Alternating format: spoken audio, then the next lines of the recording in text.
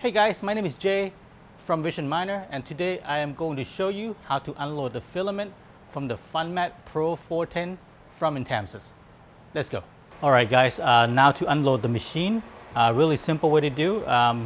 Find this tab here on the right on material. Go to material. Pick which one or which side that you're doing. Either you're doing it on the left side or you're doing it on the right side. Right now we're doing the left side.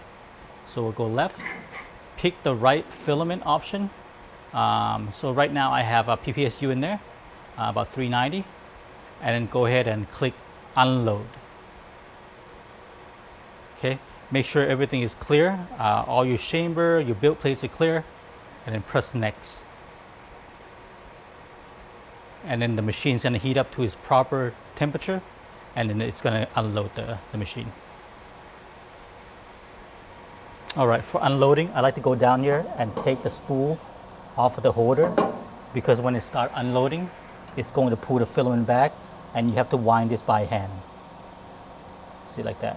So it's coming back, and you want to wind it. Okay, there's a lever here you can press that you can pull more. Just make it a little bit faster.